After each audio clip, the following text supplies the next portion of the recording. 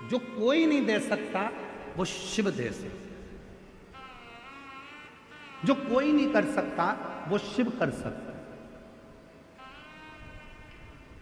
तुम्हारी जिंदगी का कितना भी कोई अड़चन वाला काम है, कितना भी अड़चन डला हुआ काम है, कितनी भी अड़चन आ रही हो उसमें, कितनी भी अड़चन,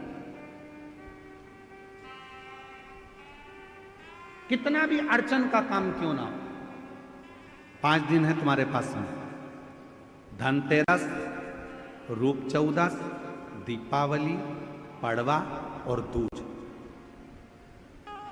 क्यों हमारे सनातन धर्म में, क्यों हमारे हिंदू धर्म में दीपावली की इतनी महत्वता होती है? क्यों होती है?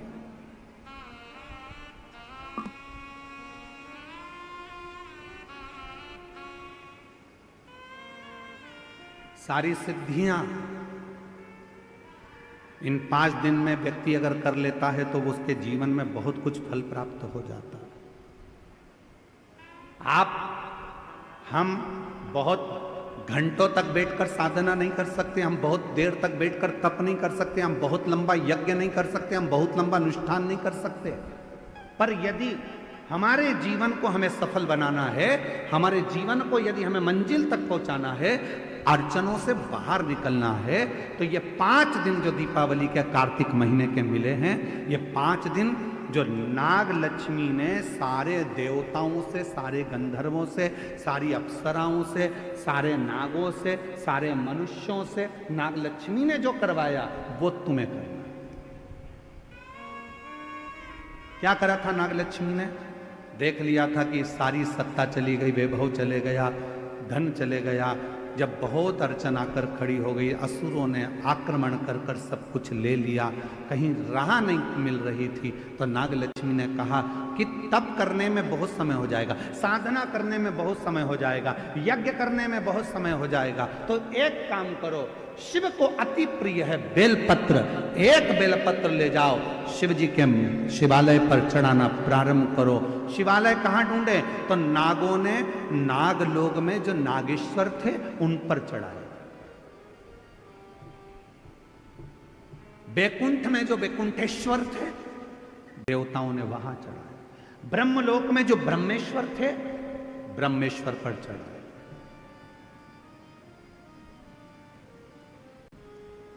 गंधर्व लोक में जो थे गंधर्वों के लिए वहां चढ़ाए।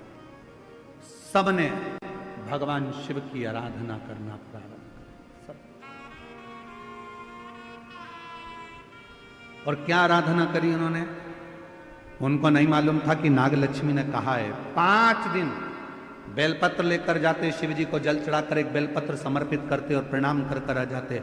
ये 5 के अंदर पूरे घर में भ्रमण कर कर एक बेलपत्री को बीच वाली पत्ती से पकड़कर पूरे घर का भ्रमण कर कर अपने मन की कामना कर कर बाबा देवाधिदेव महादेव को ये 5 दिन रोज एक बेलपत्र चढ़ाना प्रारंभ करो।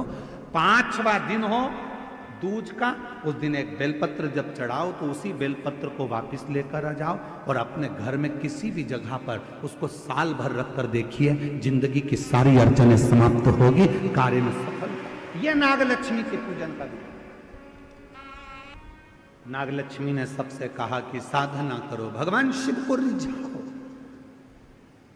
सब लग गए रिझाने में, कोई तप कर रहा है, कोई साधना कर रहा है, कोई यज्ञ कर रहा है, कोई अनुष्ठान कर रहा है, पर देवता भगवान शंकर राजी नहीं होते। भगवान शंकर तो बड़े निर्मल, भोले, सहज, ये सबसे दूर हैं। शिव जी तो कहते हैं मेरे को पाना है तो तुझे मेरे जैसा होना पड़ेगा, मैं भोला तू भोला। नागलक्ष्मी ने सबसे कह दिया अब तुमने तप कर कर देख लिया, साधना कर कर देख लिया, व्रत कर कर देख लिया, सब कुछ करके देख लिया, तो अब एक बेलपत्र का प्रयोग कर कर। कितने दिन? जम के बोलो। धनतेरस से चालू हो जाओ।